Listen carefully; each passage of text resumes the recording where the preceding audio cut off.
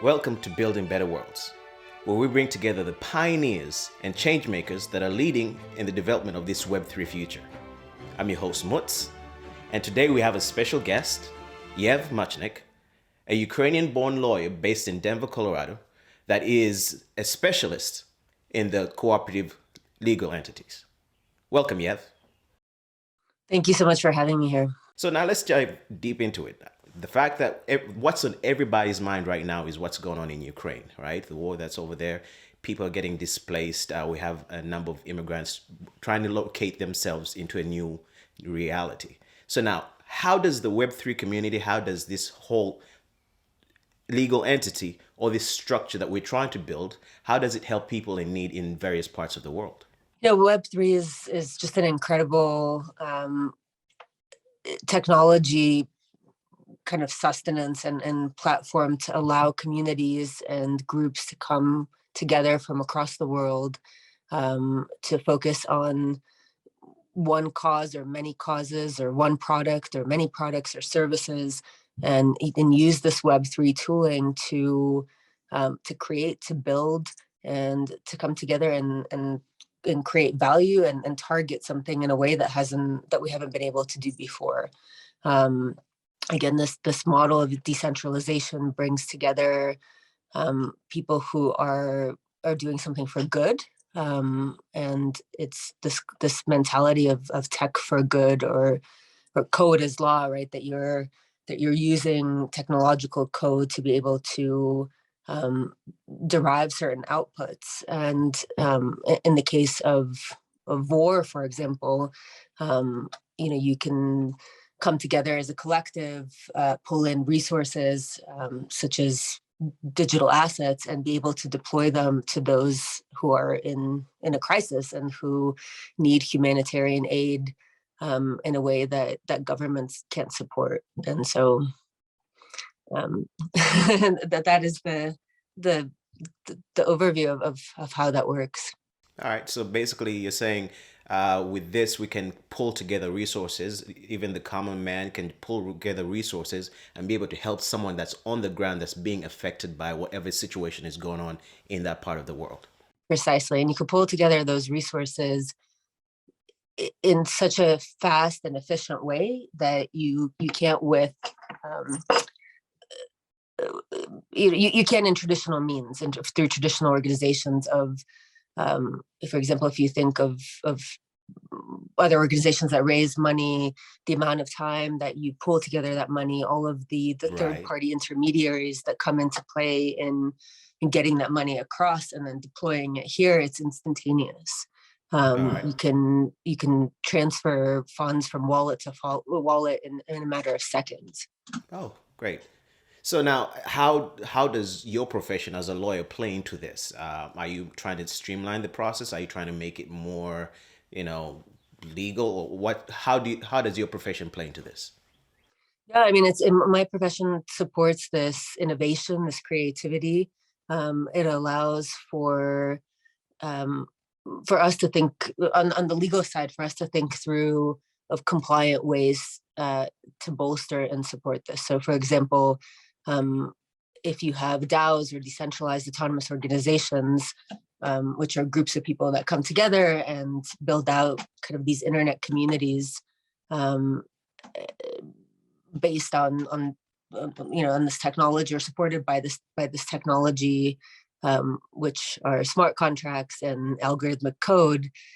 So on our side, we sort of make sure that it's legal, that it's compliant, that people in these DAOs are not responsible, or have kind of general unlimited liability.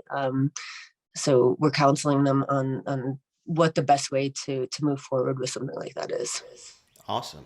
And so let's touch on something. COVID has changed the way people work and the way the world has operated since time immemorial. Now, how is this new way of processing, of working, transitioning with Web3? How is it that people are moving from the corporate structure to this cooperative structure? That's a great question. The corporate structure has existed for a long time, and in many ways, it's evolved historically into something that I don't necessarily know that it was envisioned to be. Right. But in many ways it's extractive and it's exploitive, and they're kind of the you're focusing on shareholder maximization in the corporate structure, which is more money, faster, greater dividends, reporting to a board, very top-down leadership. These decentralized Web3, DAO structures are a lot more even. They're flat, they're democratic. They preserve this concept of one member, one vote. And if you don't like it, you can rage quit, you can pull out and focus your energies or your contributions elsewhere. So it's really a different type of governance and leadership structure, Nice. which And so, is more sure. sustainable in the long run. It's not kind of these short-term maximization ideals. It is really building out organizations that are doing good for a prolonged period of time, which is what we need. Awesome. And so now, coming into this interview, I'm very new into Web3, into cooperative structures. How does somebody in my position who's new to this, how do they dive in? How do they get involved? How do they see if their work, what they do in their daily lives, can apply to this new way of living? Yeah, I mean, so from my perspective, the easiest way to dive in is to join a DAO, to join a Discord group, to even just kind of scroll and, and troll through Twitter, Right. because there is a lot of valuable information there. There are a lot of these off ramps into these groups that are doing really great things. I think that is probably one way that you can uncover for yourself.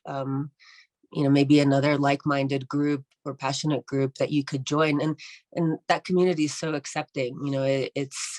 It's however much you want to put in, and you're rewarded for that. And if you just kind of want to lurk in the background and see what it's all about, and Right. that's also supported too. All right. So now, if you were to create a perfect system, let's say everything was perfect, where do you see this going? How big can it get? What kind of impact can we have in communities around the world? I mean, I think that the impact is really limitless. I think that you can create these kind of communities around micro causes, next door or in your kind of in your smaller community, to, as we are seeing with Ukraine, with much broader impact. And I think that hopefully will be kind of this will be a blueprint for how we can attack um, other crises, and these crises are happening, not just in Ukraine, and they're happening all the time. And whether they're political crises, whether they're economic, whether they're territorial, I do think that there's so much broad reach and broad power that these groups can have. Other ones that have come about, in the DAO space are, there's a DAO that's helping Julian Assange. There's a DAO that's helping Ross Albright, right? And trying to kind of create like a legal fund to help support their legal costs. But I mean, as you can see, there's sort of something for everyone's interest, and the power and the reach is landing, and it's landing a lot quicker, and it's landing, just based on these community efforts. It's incredibly powerful. Back to Ukraine. I heard that there's a hackathon that's supposed to help people that are being displaced in this crisis. Can you tell me a little bit about that? Yes, so Ukraine United is putting on a hackathon called Hack for Ukraine. It will News about it will be released in the coming weeks, and really the goal is to to really galvanize that Web3 community and allow them to contribute in ways that are outside of just funding, but really putting their skills to work and building products such as decentralized communication channels, such as mesh networks when internet goes down, such as ways to support free press and uncensored media. All right. So, one last question for you. after all said and done, with all that you're doing with Web3 and cooperative structures, what do you want your legacy to be in this Web3 environment? What do you want to leave as your mark in this, or whatever? You always ask the best questions. But you know, I've been in the space since 2016, so kind of relatively longer than a lot of folks. And my biggest goal is really to pull in more of a diverse more of a diverse participation group into Web3, and that's really what drew me into it. You know, I'd love to see more minorities, women, everybody, you know, kind of see the accessibility, see the way that they can access alternative streams of capital, see ways that they can do good in ways that they felt limited before, and just watching a screen and watching a war, now that they can step in and they can have direct impact. So I really want to pull that contingent of our population into this world, and allow them to be empowered, and not make them feel like there's any kind of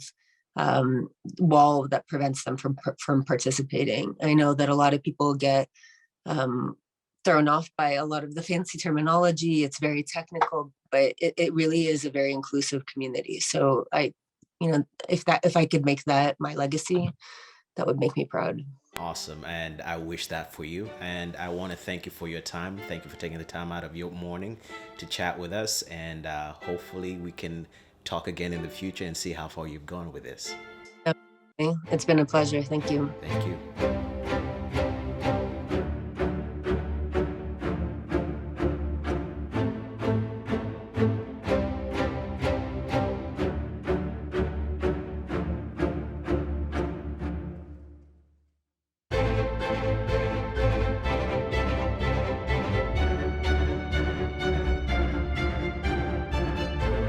Thank you for watching this episode of Building Better Worlds. Make sure to subscribe to the channel. And until next time, I'm your host, Mutz. Remember, do good, and have